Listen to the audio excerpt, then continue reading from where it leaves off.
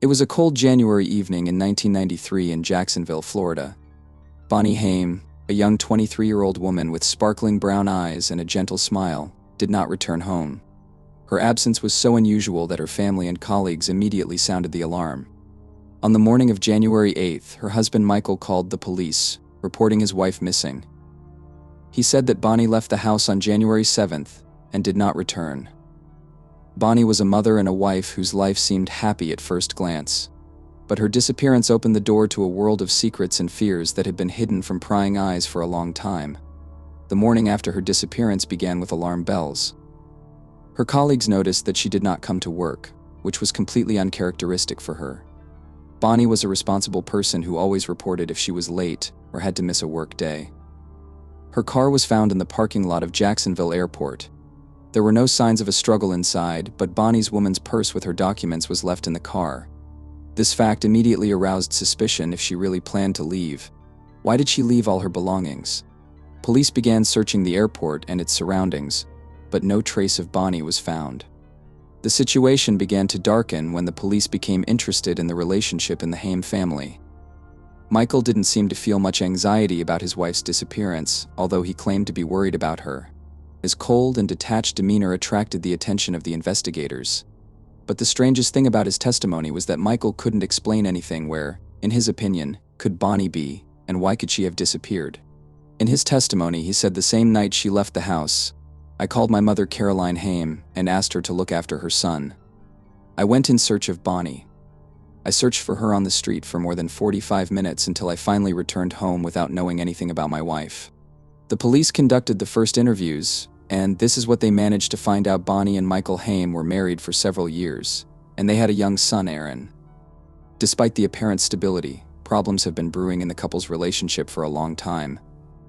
Bonnie shared with friends her concerns about the behavior of her husband, who, according to her, often became aggressive and jealous. At first glance, it might have been a typical family story about a complicated relationship, but Bonnie was clearly afraid of something more. She repeatedly told her family that she was planning to leave Michael, that their marriage had become unbearable. She even started looking for legal advice about the divorce. However, she was slow to make a final decision, not wanting to complicate their son's life. Little Aaron, who was only 3 years old, could have become an important witness, but the police did not immediately realize how important his testimony could be. Shortly after his mother disappeared, Aaron began to talk about seeing her that night. At first his words seemed indistinct, but the more he talked, the scarier the picture became. He talked about the loud noise and how Dad was very angry. He then said that his mother's body was in a lake nearby. These words were the first wake-up call for investigators, who began to suspect that Michael Haim might have been involved in the disappearance of his wife. The police began searching the lake, but they could not find any body or other evidence. After this incident, Aaron's testimony was decided to be written off as a child's fantasy. Despite the suspicions, the police had no reason to charge Michael, the only suspect in the case. Bonnie's body was not found, and without it, it was impossible to prove the fact of the crime. The investigation stalled, but Bonnie's friends and relatives did not give up hope of finding her. For many months, the police continued to search for evidence. They interviewed Bonnie's neighbors, colleagues, and friends, but it didn't bring any results. Michael continued to live his life, avoiding media attention and trying to behave as inconspicuously as possible. Despite the best efforts of the police, the investigation into the disappearance of Bonnie Haim has stalled. The lack of a body and direct evidence complicated the case. Michael Haim, Bonnie's husband, remained under suspicion, but legally he could not be held accountable. The evidence that could point to his guilt was vague, and Michael himself continued to claim that he had nothing to do with his wife's disappearance. Against this background, their son, little Aaron, grew up in an atmosphere of understatement and fear. Nevertheless, even in the absence of new evidence, the police continued to work. From time to time, articles about Bonnie's disappearance appeared in the press, and her friends and relatives did not give up hope of finding answers. However, as the years passed, the case became more and more cold. Public interest was fading, and it seemed that the Bonnie Haim case would remain an unsolved mystery. Aaron Chaim, as a child, did not realize the seriousness of what had happened to his mother.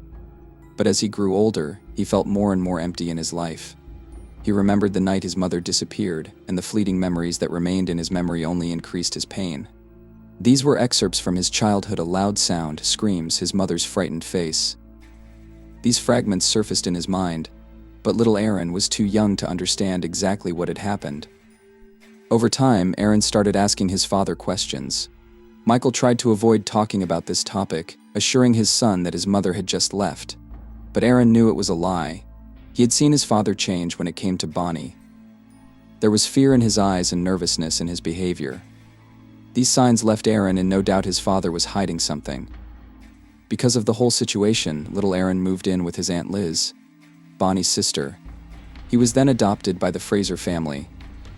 According to the new family, the boy began to behave strangely every time he was going to go to bed. He had a habit of hiding a brick under the bed, as if someone could enter his room and hurt him. He always felt depressed and scared. He did not sleep well at night and soon began to suffer from depression.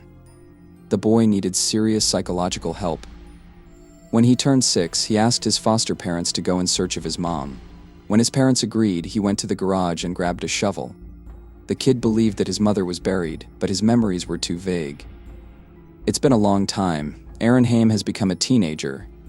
He began to realize the scale of the tragedy that had occurred in his family. Bonnie Haim went missing, and her disappearance left a deep wound in his life. In search of answers that could not be found in official investigations, Aaron decided to conduct his own investigation. He remembered fragments of the night his mother disappeared: the screams, his father's strange behavior, and the fear that hovered in the house. These memories haunted him, and he began to look for ways to find out what really happened. Aaron first tried to gather all possible information about his mother's disappearance. He turned to old newspaper articles and police reports to better understand how events unfolded and what was done to find her. He studied all the published materials and found that the investigation had stalled in the early stages. Aaron began to search for information about his mother and her surroundings. He talked to Bonnie's relatives, friends, and colleagues, trying to find out if she had left any hints or mentions of her plans. They told me that Bonnie wanted to run away from her husband. She saved money and opened a separate bank account to ensure a normal life for herself and her son. Later, Aaron decided to explore their old house, where he lived with his biological parents. He just felt that he would find answers in this house. The young man's memories were vague, as if the child's psyche decided to protect him and blocked all painful memories. But the feelings of fear and anxiety did not let him forget that something sinister had happened in the house. Aaron turned to private detectives to search the area around their former home. Together with them, he explored every detail from the backyard to the basement. They were looking for any traces that might help in the investigation of the disappearance. One of the most significant details was the discovery of Bonnie's diary. Aaron found it in his mother's old things. The diary contained her personal thoughts and experiences. The recordings were full of pain and fear. In her diary, Bonnie mentioned marital problems and fear of her husband. She wrote down her feelings and experiences related to family conflicts. These notes helped Aaron understand that his mother probably planned to leave Michael, but could not do it, or simply did not have time. Aaron Chaim, who decided to investigate the case of his mother's disappearance on his own, understood that he could not do without the help of representatives of the law. He hoped that cooperation with the police would help him in his search. However, the process was not as simple as he had expected. Aaron decided to meet with the detectives who were investigating the case of Bonnie's disappearance. He came to them with several questions and materials gathered during his own investigation. This meeting was like a chance to understand where the investigation was stuck, and also to transfer what he found into the hands of professionals, in the hope that it might make a difference. When Aaron entered the office, he saw the two detectives who were responsible for this case. One of them was more experienced but looked tired. The second detective was younger and seemed more interested. Aaron introduced himself and began to explain why he had turned back to the case of his mother's disappearance. He shared the results of his own investigation. He mentioned finding Bonnie's diary, his conversations with her colleagues and neighbors, as well as his own assumptions. The detectives listened to Aaron. Experienced Detective Robert from the Jacksonville department, initially skeptical, became interested when Aaron mentioned discrepancies in police records. Aaron gave the detectives copies of Bonnie's diary and his notes. "You've done a great job, Aaron. We will be grateful for any information you can provide," the senior detective said. He admitted that the case had indeed stalled and that they were ready to consider any new evidence. In the course of working with detectives, Aaron also requested access to the case file. He wanted to review police reports, testimonies, and the results of previous investigations to understand what steps had been taken and what evidence had already been collected. The police gave him access to some documents, although access to certain parts of the case was limited. Aaron noticed that there were inconsistencies and flaws in some of the police reports. For example, the timestamps in the recordings did not match the testimony of witnesses, and some details that he considered important were overlooked or misinterpreted. Later, Aaron faced additional problems and disagreements during his investigation. Despite his unwavering desire to uncover the truth, real difficulties awaited him ahead. Not all detectives and police officers with whom Aaron interacted were happy to see his active participation. Some of them, especially those who had worked on the case for a long time, showed obvious skepticism. They believed that his efforts could distract attention from the official investigation. In addition, some detectives expressed concern that the new evidence presented by Aaron might be false. Aaron had difficulty trying to access some of the case files. The police, perhaps due to administrative barriers or concerns about maintaining confidentiality, were not always ready to provide him with all the necessary data. These obstacles often caused Aaron to feel frustrated, especially when he discovered potentially important evidence that, in his opinion, could have been overlooked or ignored. Aaron also faced personal conflicts and pressure during his investigation. Some members of Bonnie's family, including her ex-husband Michael, did not support him. The family was divided into two camps. Some believed Michael was innocent, others that he was involved in Bonnie's disappearance. Michael, upon learning about his son's affairs, began to show hostility towards him, which aggravated the tension in the family. In addition, Aaron was under personal pressure from the public and the media who were following the case. Public attention and comments could both support and create additional difficulties. On the one hand, media attention helped to draw attention to the case, but on the other hand, it also created false expectations and additional stress. Despite all the difficulties, the determined Aaron continued to look for ways to solve the case. He focused on analyzing and reviewing evidence, as well as testing new hypotheses and suspicions. Aaron and private detectives conducted a reanalysis of the evidence found. They focused on details that might have been overlooked earlier and reviewed all possible connections between the suspects. During this analysis, new facts and connections were discovered that could shed light on the circumstances of Bonnie's disappearance. One of the new hypotheses was that Bonnie's disappearance was related to her relationships and family conflicts. Aaron began to gather additional information about the behavior and motivation of people in Bonnie's inner circle, especially about her ex-husband Michael and other loved ones. Aaron also conducted a second interview with witnesses who could provide additional information about the events surrounding Bonnie's disappearance. He met with friends, colleagues, and neighbors to clarify the details of their testimony and find possible inconsistencies. These efforts led to new evidence and details that could have an impact on understanding the case. For example, new indications that Bonnie might have been spotted in certain places and at certain times helped to correct the timeline of events. But Aaron Fraser couldn't even think that his life would change forever the day he decided to renovate the old family home. He was only 3 years old when his mother, Bonnie Haim, disappeared on January 7, 1993. More than 2 decades have passed since then. Aaron, as an adult, decided to deal with the painful past, plunging into memories and returning to the house where it all began. The house that Aaron inherited after his grandparents died was the place where he grew up and where he saw his mother alive for the last time. It was a one-story ranch in Jacksonville. It was not just a place where he spent his childhood, but also a place that kept secrets related to the tragedy that he thought about throughout his life. In 2015, a young man decided to redo the house and started with a pool in the backyard. When Aaron began the renovation work on the landscaping of the backyard, an unusual detail attracted his attention. Under one of the concrete coverings, he noticed something strange, what looked like a piece of plastic or fabric that was sticking out of the ground. Deciding that it was just garbage or the remains of an old carpet, he began to dig up the place. But soon, when he began to dig deeper, he discovered something terrible: human remains wrapped in that same plastic bag. Aaron froze in horror, realizing that in front of him were the remains of his mother, Bonnie Haim, who disappeared many years ago. This discovery came as a shock to him. but at the same time gave a long-awaited answer to the question that had tormented him since childhood: what really happened to his mother. In his testimony, he tells, "I accidentally tore up a package that I dug out of the ground, and I saw something resembling a coconut. I picked it up and it ended up being the top of a human skull. I looked at the part that was left in the bag and saw something that looked like teeth there." After discovering new evidence, Aaron immediately contacted the police. He presented his findings to the investigators and asked for a new investigation. Working with a new investigator who was open to reviewing old cases allowed Aaron to get the support he needed to move forward. The new investigator was impressed by Aaron's tenacity and meticulous work. Together, they decided to conduct a final investigation to put an end to the great mystery of Bonnie Haim's disappearance.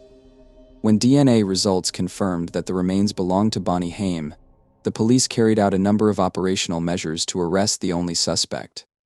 Since the evidence pointed to a specific person, the investigators already had enough evidence to obtain an arrest warrant. In 2015, Michael Haim was arrested immediately. But the man posted bail and was released pending trial. It later became known that Michael had been living on his dead wife's insurance policy for several years. But now all Aaron wanted was for justice to finally prevail in his mother's case, and he could live in peace. On the night of the tragedy, Bonnie returned home from work, and soon after, her father, Michael, arrived. During dinner, they ate in silence. The atmosphere was tense. Later, when Aaron was already asleep, the tension between the couple reached its peak. Michael, furious at the suspicion of Bonnie's infidelity, started a quarrel that quickly escalated into aggression. He accused her of cheating, demanded an explanation. Bonnie tried to calm her husband down, but his rage was uncontrollable. The quarrel escalated into physical violence. Michael, in a fit of anger, grabbed Bonnie by the throat and began to strangle her. Bonnie tried desperately to free herself, but Michael was stronger. In the struggle for her life, she tried to scream, but her screams were strangled by Michael's strong grip. In the end, he threw his wife out into the backyard and locked the door. But in a fit of anger, Michael couldn't help himself and pulled out his gun. Bonnie was desperately trying to open the door of the house where her son Aaron was staying. By the time she managed to turn the door handle, it was too late. Michael was already standing on the threshold with a gun pointed at her. His wife begged for mercy, but Michael's rage was unstoppable. Michael shot her right in the head and Bonnie's lifeless body fell to the ground. Her life ended right in the backyard of their house. After Michael realized what he had done, he was overcome with fear. He knew that his life would end if the police found out about what had happened. Under the cover of night, while Aaron was sleeping, Michael began to think of a plan to cover up the crime. First, he moved Bonnie's body to the garage so that no one would notice her absence. He carefully examined the crime scene and removed all traces of a struggle. Michael understood that he needed to get rid of the body, and he had only one option: to bury it in the backyard of their house. Michael took a shovel and started digging a hole in the backyard. He acted quickly, afraid that their son might wake up and find him. When the hole was deep enough, Michael carefully placed his wife's body there, trying not to look at her face. He filled the hole with earth. He tamped down the ground so that neither animals nor weather conditions would allow the body to be discovered. Then he returned to the house, washed up, and went to bed as if nothing had happened. The next day, Michael tried to behave as usual. He woke Aaron up, fed him breakfast, and took him to kindergarten. Michael knew he had to act so that no one would suspect that Bonnie had disappeared. He informed her work that Bonnie was ill and would not come to work. He also started spreading rumors that she might have left, abandoning her family. Michael hoped that if he was convincing enough, no one would guess his involvement in his wife's disappearance. However, his plan was far from perfect. The discovery of Bonnie's remains and a .22 caliber shell casing became important evidence confirming Aaron's childhood testimony. The remains helped police reconstruct the last moments of Bonnie's life, indicating that she was killed by a shot from Michael's gun. The trial of Michael Haim, Bonnie Haim's husband and Aaron Fraser's father, has become a long-awaited moment for those who have been waiting for justice for many years. Michael was always under suspicion, but it was only more than 20 years after Bonnie's disappearance that the investigation had the necessary evidence to bring the case to court. The trial began in April 2019, almost 26 years after Bonnie disappeared. The court hearings aroused great interest from the public and the media, which covered every detail of the case. Bonnie's relatives, friends, representatives of the press, and ordinary citizens who had been following this high-profile case from the very beginning were present in the courtroom. The only thing that Bonnie's family asked from the authorities and the judge was that justice be done, and that the man be sentenced to at least 26 years, which he spent at large, as if nothing had happened. The key evidence at the trial was Bonnie's remains, found in the backyard of the house where the family lived at the time of her disappearance. In addition to the bone remains, investigators also found a bullet casing, which indicated that Bonnie had been shot in the head. Prosecutors also presented recordings of Michael's interrogations, in which he gave contradictory testimony. Michael claimed that, on the night Bonnie disappeared, she left the house after an argument, and he never saw her again. However, the evidence pointed to the opposite. Bonnie's remains were found in the yard of the house, and witness statements confirmed that Michael and Bonnie were together that night. One of the most important moments of the trial was the testimony of Aaron himself. He told about his childhood memories, how he saw his father with a gun, how he heard his mother's screams. These memories, albeit fragmentary, played a significant role in the case, showing that even a small child can witness a terrible crime. Another proof of Michael's guilt was the testimony of a tenant who moved into their house in 2000 after Bonnie disappeared. He said that in the contract, Michael indicated that it was forbidden to do any reconstruction in the backyard. You can't dig anything in the garden or change anything. After the discovery of the remains, it became clear why such conditions were prescribed. This testimony became one of the strongest evidence of Michael's involvement in the murder of Bonnie Haim. Michael Haim's defense tried to convince the court that the evidence found was insufficient to convict. The lawyers argued that the investigation had no direct evidence that it was Michael who committed the murder. They also stressed that Aaron's memories may be inaccurate and distorted. Nevertheless, the evidence and testimony were enough to convince the court of Michael's guilt.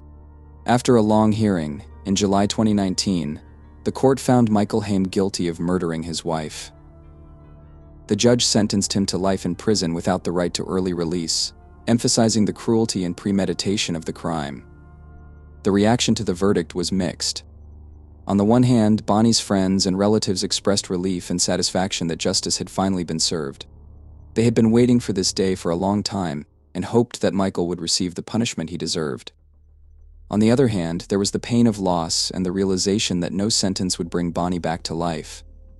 Aaron Fraser, who became a key figure in the investigation and the trial, expressed his gratitude to everyone who helped him achieve justice. He noted that despite the joy, he will always remember his mother and the pain she experienced many years ago. The trial of Michael Haim was the final point in a long story that began with the disappearance of Bonnie and ended with the disclosure of a mystery that remained unsolved for almost 26 years. After the completion of the trial of Michael Haim, the fate of Aaron Fraser turned out relatively calmly. After going through many trials, Aaron decided to focus on his family and continue his life without the constant burden of the past. He changed his last name to Fraser in order to distance himself from his father and start a new chapter in his life. Aaron sought to leave behind tragic events and build his own life, free from the shadow of the past.